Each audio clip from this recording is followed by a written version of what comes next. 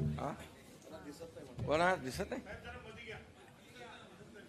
अच्छा मीडिया एक मिनिट एक मिनिट.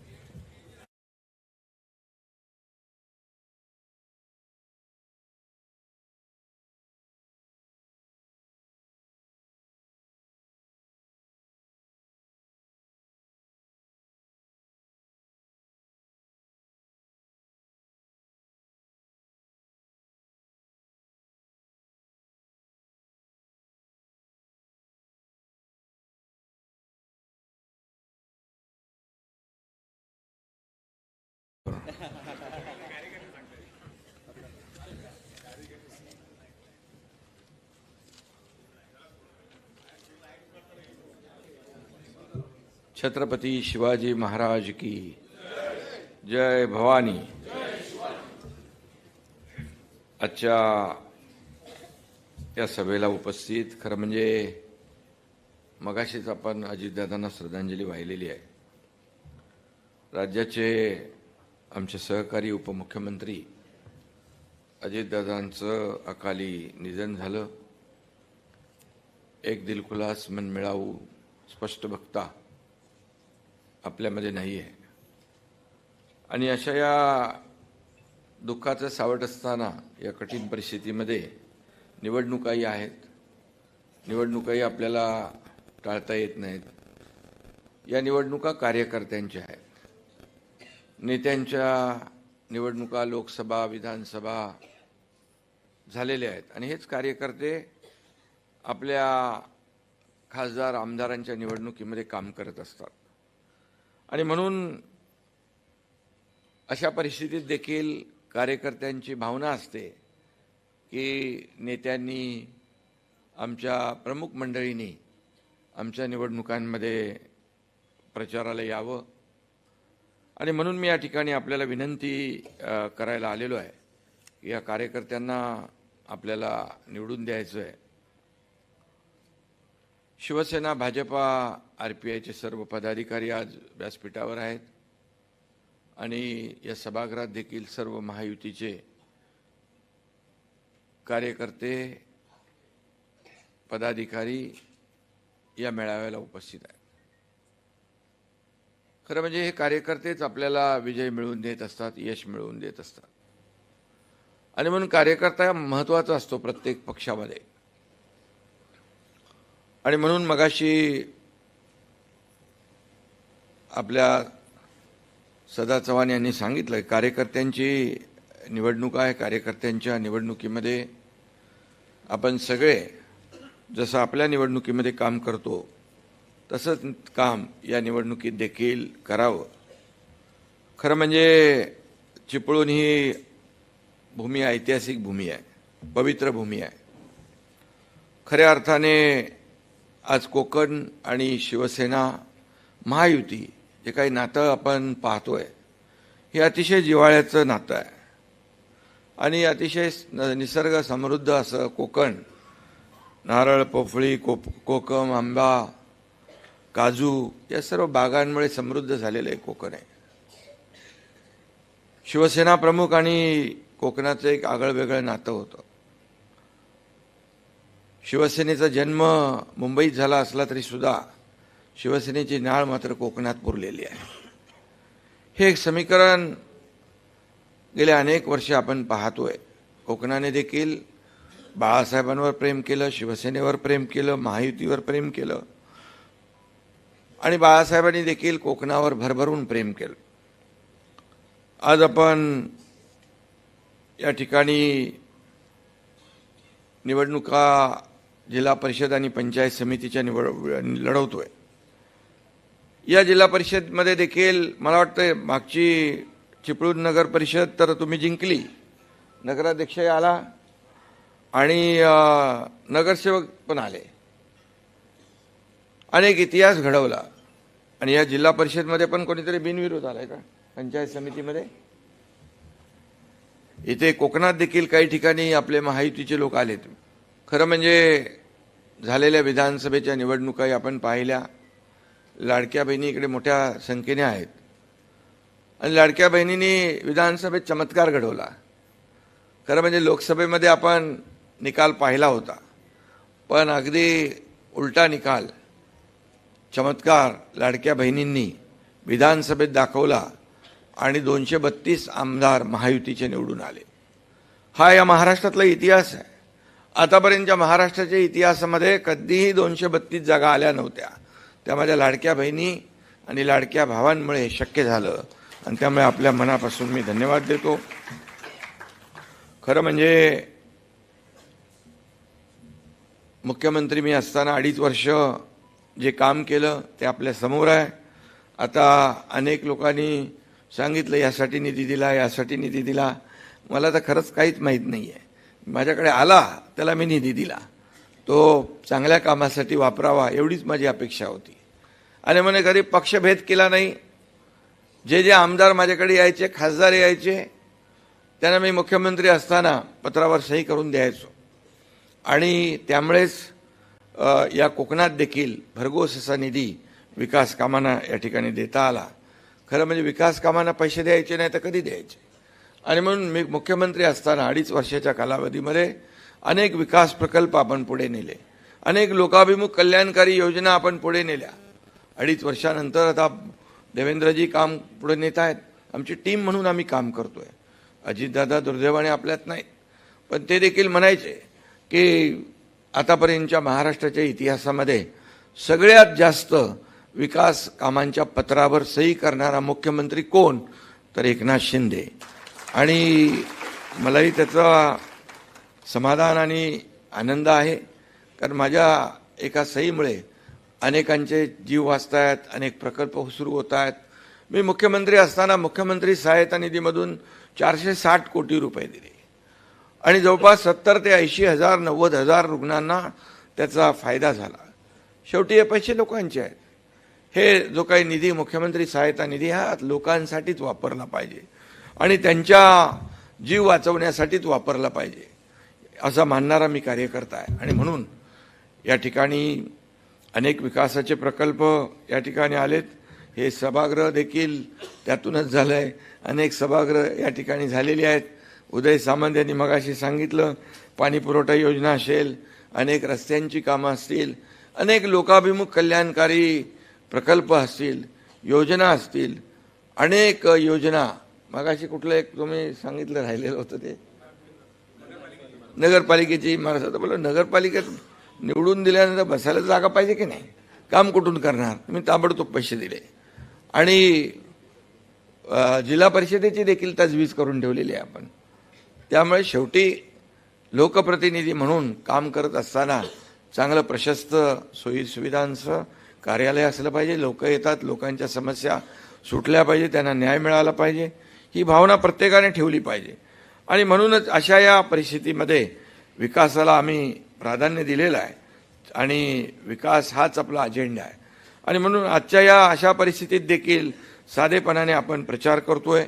आणि मला यावेळेस कोणावरही काही टीका टिप्पणी करण्याची आवश्यकता नाही, कारण शेवटी आपण विकास हाच अजेंडा आपण पुढे घेऊन चाललेलो आहे. आणि म्हणून या चिपळूणमध्ये जे जे काही विकासाचे प्रकल्प आहेत, मला आठवतं आहे मी मुख्यमंत्री असताना मुख्यमंत्री माझी लाडकी बहीण योजना केली, लेक लाडकी लखपती योजना केली, STमध्ये 50% सवलत देण्याचा निर्णय पण घेतला, मुलींना उच्च शिक्षण आपण मोफत केलं, शेतकरी सन्मान योजना आपण केली. प्रधानमंत्री मोदीजी 6,000 रुपये देत होते, आपण आणखी सन्मान योजनेमध्ये 6,000 रुपये टाकले. पीक विमा योजना अतिशय आपण सोपी केली. अनेक योजना आपण त्या काळामध्ये केल्या. वयोश्री योजना केली, ज्येष्ठांना योजना केल्या, युवकांसाठी योजना केल्या, शेतकऱ्यांसाठी अनेक योजना आपण त्या काळामध्ये केल्या. एवढं शासन आपल्या दारी आपण घेऊन गेलो. आणि आरोग्याच्या देखील अनेक योजना आपण केल्या. आरोग्य आपल्या दारी असेल, शासन आपल्या दारी असेल. शासन आपल्या दारी हा अतिशय महत्त्वाकांक्षी प्रकल्प आपण सुरू केला. अनेक लोक मला विचारत होते, अनेक राज्याचे मुख्यमंत्री, काय आहे शासन आपल्या, क्या आहे शासन आपल्या दारी. मी त्यांना म्हणालो, शासन आपल्या दारी ज्या योजना मिळवायला लोक सरकारी कार्यालयात जातात, मंत्रालयात जातात, जिल्हाधिकारी कचेरीत जातात, त्यांना तिथं चक्रा मारायची गरज लागता कामा नये. बाळासाहेब सांगायचे, कार्यकर्ता घरात नाही तर लोकांच्या दारात शोभून दिसतो. ते आम्ही केलं शासन आपल्या दारीच्या माध्यमातून. आणि जवळपास 5 कोटी लोकांना त्याचा फायदा मिळाला. 5 कोटी लोकांना ही मोठी अचिव्हमेंट आहे. शेवटी काही योजना अशा असतात की त्या मिळवता मिळवता माणूस कंटाळून जातो आणि योजना सोडून देतो. पूर्वी लाभ नव्हते का? होते. लाभार्थी नव्हते? होते. योजना नव्हत्या का? होत्या. परंतु त्या पोहोचल्या पाहिजे सर्वसामान्य माणसापर्यंत, ही भूमिका आम्ही घेतली. आणि सर्वसामान्यांचं सरकार आम्ही म्हणतो, मग सर्वसामान्य माणसाला न्याय मिळाला पाहिजे. आणि म्हणून या सगळ्या योजना करत असताना लाडकी बहीण योजना सगळ्यात आवडती योजना माझी कुठली असेल तर लाडकी बहीण योजना. आणि ही देखील सुरुवात कशी झाली आपल्याला मी सांगू इच्छितो. मी देखील एक शेतकऱ्याचा मुलगा आहे. गरीब कुटुंबातून मी पुढे आलोय. मी देखील माझ्या आईची पत्नीची काटकसर पाहिली. ते कसा महिना चालवायचा, कसं करायचं हे मी डोळ्याने पाहिलेलं आहे. आणि मी जेव्हा मुख्यमंत्री झालो त्यावेळेस मात्र एक ठाम निश्चय केला, माझ्या लाडक्या बहिणी मातांसाठी एक योजना करायची. आणि त्यामधून लाडकी बहीण योजनेचा जन्म झाला आणि लाडकी बहीण योजना सुरू झाली. अनेक लोकांनी त्याच्यामध्ये विरोध केला, अनेक लोकांनी टीका केली, अनेक लोक कोर्टात गेले. हे काय लाडकी बहीण योजना होणार आहे का? हे काय 1500 रुपये काय पुरणार आहेत का? हे काय असं झालं का, तसं झालं का? परंतु अनेक लोकांनी विरोध करून देखील काही त्यांना ती थांबवता आली नाही.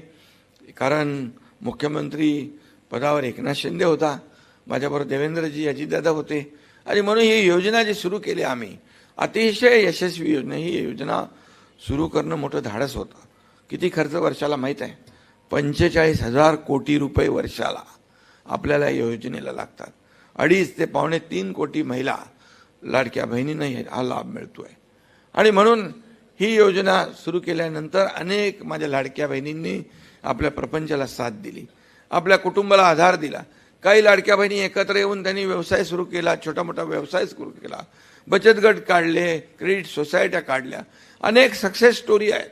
त्यामध्ये आता काही लोक म्हणतात कशाला केलं, असं झालं, त्याच्यामुळे अर्थसंकल्पावर भार आला. हे जेव्हा आपण बघतो तेव्हा असंही पाहिलं पाहिजे की या लाडक्या बहीण योजनेमुळे काय काय, याचा जर सर्वे केला तर अनेक अशा गंभीर कथा, स्टोरीज, सक्सेस स्टोरीज आपल्या समोर येतील की अनेक लोकांनी हेच पैसे पुन्हा अर्थव्यवस्थेमध्ये आणलेत, अर्थव्यवस्थेला चालना दिली आहे. काही लोकांनी तर घरामध्ये, एका अगदी दुर्गम भागामध्ये आमचा एक पदाधिकारी गेला होता. मला काय कसं काय चाललं, 2च लोक होता घरामध्ये, वयस्कर लोक. आणि म्हणाले कसं चालवता? म्हणजे आम्ही काय बघा, हे आमचं भात करतो, भाताची शेती, नाचणीची शेती, आणि बाकी 1500 रुपये येतात, त्याच्यामध्ये तेल, मिरची, मीठ आम्ही वापरतो. असेही काही कुटुंब आहेत. असेही कुटुंब आहेत, काही व्यवसाय करणाऱ्या माझ्या लाडक्या बहिणी आहेत. आणि म्हणून हे देखील एकीकडे पाहिलं पाहिजे की या योजनेमुळे आमच्या लाडक्या बहिणींना स्वतःच्या सहीने पैसे काढण्याचा अधिकार प्राप्त झाला, त्यांचा समाजात मान वाढला, सन्मान वाढला. आणि म्हणून ही लाडकी बहीण योजना किती कुणी अफवा पसरवल्या, कुणी माईकाला आला, तरी लाडकी बहीण योजना कधीही बंद होणार नाही, हे मी या ठिकाणी सांगू इच्छितो. आता पत्रकार मला विचारतात, तुम्ही घोषणा केली 2100 रुपये. बोला हो केली आहे, आम्ही खोटं बोलणार नाही. आणि योग्य वेळी ते आम्ही देणार, योग्य वेळी ती आम्ही जे घोषणा केली ते देणार. कारण आम्ही खोटं आश्वासन, प्रिंटिंग मिस्टेक म्हणणारे नाही. त्यामुळे जे बोललोय ते बोललोय. आणि म्हणजे ज्या घोषणा आम्ही केलेल्या आहेत त्या घोषणा, त्याच्यामध्ये शेतकऱ्याची कर्जमाफी देखील विचारतात मला लोक, कधी करणार? आता आम्ही एक बैठक घेतली, मुख्यमंत्री आमची अजितदादा होते त्यावेळेस, एक बैठक झाली आहे, त्यात कमिटी केलेली आहे, अहवाल येईल, आणि त्यानंतर त्यावेळी योग्य वेळी तोही निर्णय होणार आहे. कारण शेवटी शेतकऱ्यांना देखील आम्ही वाऱ्यावर सोडणार नाही. शेतकऱ्याला सर्वात जास्त मदत करणारं सरकार महायुतीचं आहे. अतिवृष्टी झाली त्यावेळेस देखील आपण पाहिलं की 32,000 कोटीचं पॅकेज आपण जाहीर केलं, पैसे तात्काळ सुरू झाले. त्यांची दिवाळी काळी होऊ देणार नाही आम्ही सांगितलं होतं. आणि म्हणून त्यावेळेस देखील आम्ही तात्काळ त्यांना पैसे, त्याचा इन्स्टॉलमेंट सुरू केला. आणि सततच्या पावसामुळे होणारं नुकसान कधी मिळत नव्हतं, तेही आम्ही दिलं. अनेक योजना आम्ही सुटसुटीत केलेल्या आहेत. आणि म्हणून हे सगळं करत असताना लाडक्या बहीण योजनेला मी एवढंच सांगतो की लाडक्या बहिणीने एवढ्यापुरतं आम्ही थांबणार नाही, त्यांना स्वतःच्या पायावर उभं करणार आहे. स्वतःच्या पायावर उभं करून स्वतःचा व्यवसाय करत असताना त्यांना आम्हाला लखपती झालेलं बघायचं आहे, हे देखील मी या ठिकाणी सांगतो. आणि त्यासाठी केंद्र सरकारने देखील कालच्या परवाच्या बजेटमध्ये देखील आदरणीय प्रधानमंत्री मोदीजींनी या ठिकाणी लाडक्या बहिणींसाठी, शेतकऱ्यांसाठी, उद्योगासाठी, आरोग्यासाठी अनेक योजना या ठिकाणी आणलेल्या आहेत. सर्वसामान्य माणसाला काय पाहिजे ते देण्याचं काम केलेलं आहे. सर्वसमावेशक असं बजेट आहे आणि म्हणून आपला देश आर्थिक महासत्तेकडे जातोय.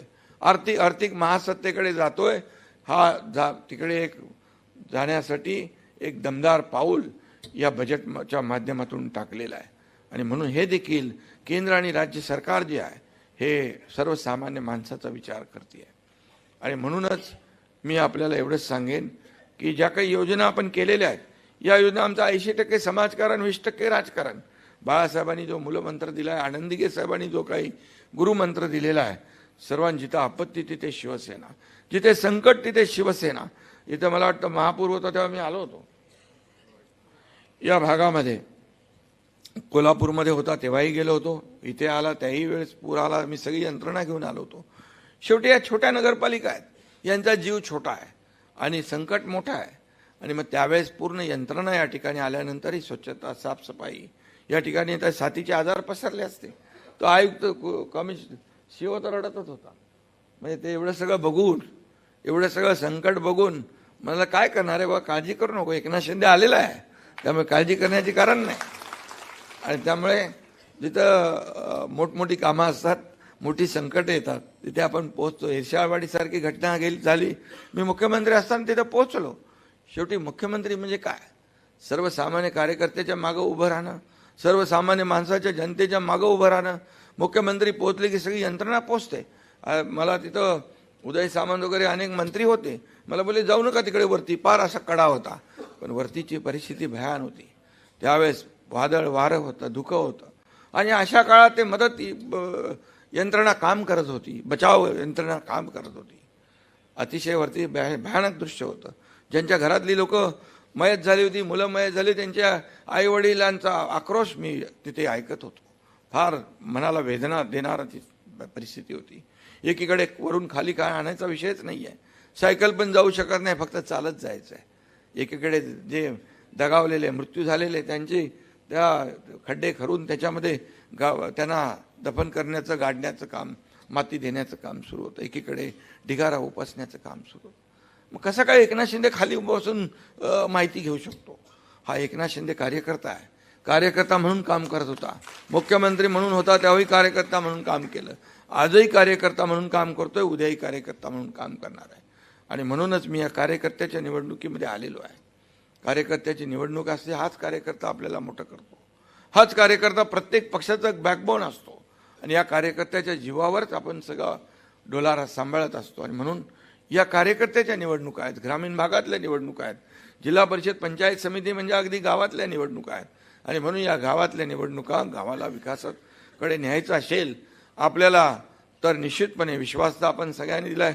एवढा आत्मविश्वास आमच्या इथल्या महायुतीच्या नेत्यांनी दिलेला आहे की नक्कीच या रत्नागिरी जिल्ह्यावर भगवा फडकल्याशिवाय राहणार नाही. ही काळ्या दगडावरची भगवी रेग आहे. फक्त आता त्यामध्ये किती लीड द्यायचा हा तुम्ही ठरवायचा आहे. आणि म्हणून मी जो आलोय तुम्हाला विनंती करायला आलेलो. आणि म्हणून मी या ठिकाणी एवढंच सांगेन की येणाऱ्या 7 तारखेला आपण या महायुतीला विजयी करायचं आहे. धनुष्यबाण असेल, कमळ असेल, 2 निशाणी आहेत ना आपल्या, या निशाणी समोरचं बटन दाबायचं आहे आणि सर्वच्या सर्व उमेदवारांना विजयी करा अशी विनंती मी तुम्हाला करण्यासाठी मुद्दाम इथं आलोय. त्याचबरोबर काही मला या ठिकाणी सांगितलंय, पैसे किती दिले ते का मी सांगत नाही, ते मी कधी हिशोब ठेवतच नाही, कारण एवढे प्रकल्पाला पैसे दिलेत की आता तो हिशोब ठेवणं, कारण मी या हाताने दिलेले या हाताला देखील कळू देत नाही, असा माझा स्वभाव होता पहिल्यापासून, आताही आहे. आणि म्हणूनच मला काय मिळालं यापेक्षा सर्वसामान्य जनतेला काय मिळालं, या महाराष्ट्रातल्या तमाम लोकांना काय मिळाले हे पाहणारा एकनाथ शिंदे आहे. आणि म्हणूनच किती प्रॉपर्टी कमवली, किती पैसे किती कमवले, किती संपत्ती कमवली, यापेक्षा किती माणसं कमवली आणि माणसांचं प्रेम कमवलं, हे माझ्यासाठी महत्त्वाचं आहे. मी अनेक ठिकाणी जातोय या प्रचार सभेमध्ये. फार माझ्या लाडक्या बहिणी तर म्हणजे 4-4, 6-6 तास या ठिकाणी सभेत असतात, रस्त्यावर असतात, दुतर्फा असतात, सगळे भाऊ असतात, ज्येष्ठ असतात, सगळे ते एक आपुलकीने, एक अशी म्हणजे एक मायेचा, एक जिव्हाळ्याचा तो विषय असतो. आणि आशीर्वाद द्यायला रस्त्याच्या दुतर्फा ते चित्र पाहिल्यानंतर एक समाधान वाटतं की 2.5 वर्षात जे केलेलं काम आहे ते मार्गी लागलं, त्याचं चीज झालं. आणि म्हणूनच 2.5 वर्षात केलेल्या कामामुळे 232 जागा महायुतीच्या निवडून आल्या. आता देखील वर्षभरामध्ये देवेंद्रजी आणि आमची टीम काम करते. हे राज्याला पुढे नेतोय आम्ही. आज उद्योगधंदे येत आहेत. 30 लाख कोटीचे उद्योग दावोसमध्ये त्याचे करार झाले. देवेंद्र मुख्यमंत्री होते, उदय सामंत होते. आणि म्हणून कोकणात देखील या ठिकाणी मोठ्या प्रमाणावर प्रकल्प आले पाहिजे, पाण्याच्या योजना झाल्या पाहिजे. पाणी भरपूर पाऊस पडतोय पण वाहून जात आहे आणि म्हणून ते आपल्याला अडवलं पाहिजे, थांबवलं पाहिजे, जिरवलं पाहिजे. यासाठी देखील आपण योजना करतोय. आज आपण कोकणामध्ये ग्रीनफील्ड रस्ता करतोय, समृद्धी हायवे सारखा, अगदी थेट मुंबईपासून अलिबागपासून या ठिकाणी पूर्णपणे सिंधुदुर्गापर्यंत, गोव्यापर्यंत. आणि तो देखील ग्रीनफील्ड रस्ता, त्याचं DPRचं काम सुरू झालेलं आहे आणि कामही लवकर सुरू होईल.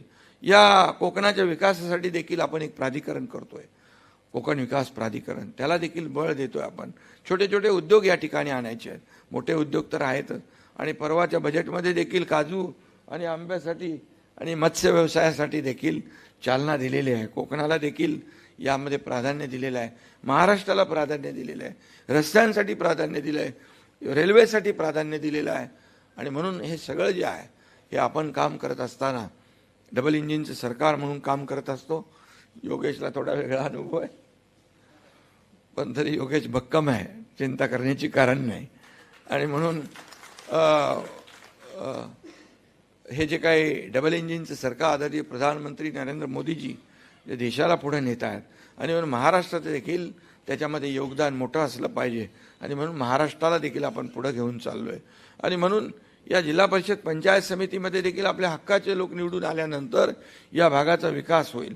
पैसे कुठेही कमी पडणार नाही ही खात्री मी आता आलेलो आहे. त्यामुळे तुम्हाला माहीत आहे, मी आल्यानंतर इथे ज्या जे काही आपल्याला आवश्यकता आहे विकासाचे प्रकल्प मार्गी लावण्याचे, त्यामध्ये कुठेही हात आखडता घेतला जाणार नाही हा शब्द मी आपल्याला या ठिकाणी देऊ इच्छितो. या ठिकाणी मला काही केलेलं आहे, काही योजना दिल्यात ते मी काही सांगत नाही.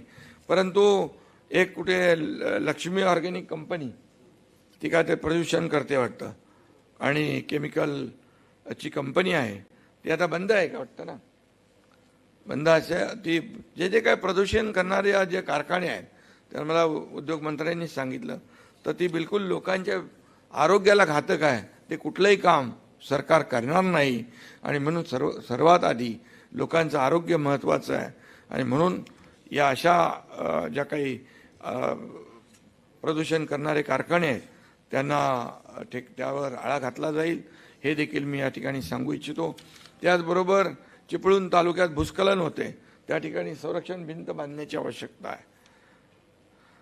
आज चिपळूण तालुक्यातील कळवंडे धरणाची दुरुस्ती करण्याच्या बाबतीमध्ये देखील माझ्याकडे एक निवेदन आहे, त्याला देखील निधी लागणार आहे. संरक्षण भिंत बांधण्याचं काम आपल्याला करावंच लागेल.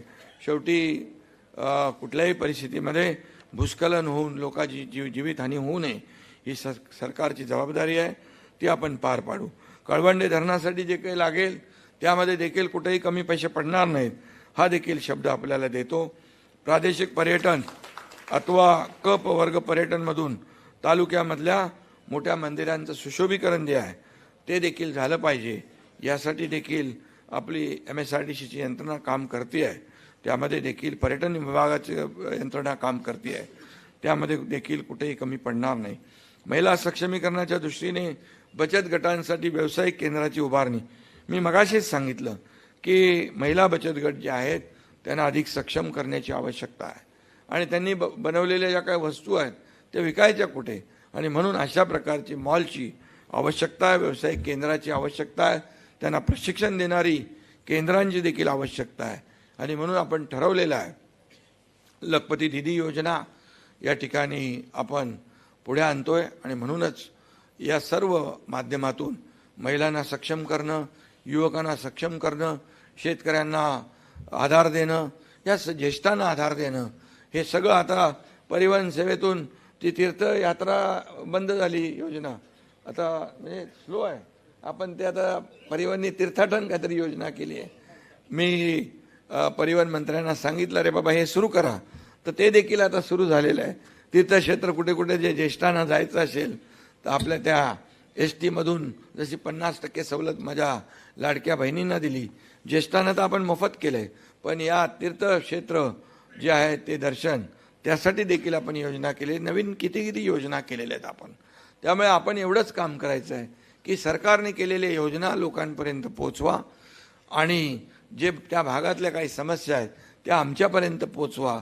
त्याचा निकाल लागेल आणि त्या सोडवल्या जातील एवढीच आपल्याला खात्री देतो. आणि पुन्हा एकदा मी सांगतो, चिपळूणच्या विकासामध्ये, चिपळूणमध्ये आपण भरभरून या ठिकाणी जागा महायुतीच्या निवडून द्या हे मी सांगायला आलोय. आणि म्हणून मगाशी सदा चव्हाण मला सांगत होते की मला पण काहीतरी काम पाहिजे. तुम्हाला एक काम नाही, जबाबदारी चांगली मिळेल, काही काळजी करू नका. आणि शेवटी कार्यकर्ते काम करणारे पक्ष आपला शिवसेना पक्ष हा कार्यकर्त्यांचा आहे. कार्यकर्त्यांचा सन्मान वाढवणार आहे. तर कोणी मालक नाही, कोणी नोकर नाही, सर्व आपण कार्यकर्ते आहोत. त्यामुळे कार्यकर्त्यांचा सन्मान करणारा हा पक्ष आहे. महायुतीने आपण निवडणुका लढवतोय, एक ताकदीने या ठिकाणी आपण पुढे जातोय. मला विश्वास आहे चिपळूणमधल्या सर्वच्या सर्व जिल्हा परिषद आणि पंचायत समित्या आपण जिंकल्याशिवाय राहणार नाही, अशा प्रकारचा विश्वास या ठिकाणी व्यक्त करतो. आणि जाता जाता एवढंच सांगतो की तुमचं जे काही 7 तारखेला मतदान जे आहे, फक्त उमेदवाराला मतदान करण्यापुरतं नाही आहे. या चिपळूणचा भविष्याचा फैसला करणारी निवडणूक आहे. या भवितव्याची निवडणूक आहे, विकासाची निवडणूक आहे. तुमचं मत म्हणजे विकासाला मत आहे, तुमचं मत म्हणजे कामाला मत आहे. आणि म्हणूनच जी कामं झाली ती झालेली आहेत, पण ज्या कामांना, उर्वरित कामांना जो निधी लागणार आहे तो निधी कमी पडणार नाही. हा शब्द एकनाथ शिंदे तुम्हाला द्यायला आलेला आहे. मी एकदा शब्द दिला की शब्द आपल्याला माहिती आहे मी पाळतो. त्यामुळेच माझ्यासारख्या कार्यकर्त्यावर 50 आमदारांनी विश्वास ठेवला आहे 2022मध्ये, आणि तेही आपण पाहिलेलं आहे. 2022ला महाराष्ट्रातल्या सर्वसामान्य लोकांच्या मनातलं सरकार आपण स्थापन केलं, महायुतीचं सरकार स्थापन केलं, आणि त्यामुळेच विकासाला चालना मिळालेली आहे. हा विश्वासाचा भाग आहे. आपण जे बोलतो ते पाळलं पाहिजे. राजकारणामध्ये शब्दाला महत्त्व असते, कमिटमेंटला महत्त्व असते, आणि जे आपण बोलू तसं चाललं पाहिजे, वागलं पाहिजे, याला महत्त्व असतं. आणि मी एक साधा, माझ्याकडे त्रिसूत्री आहे.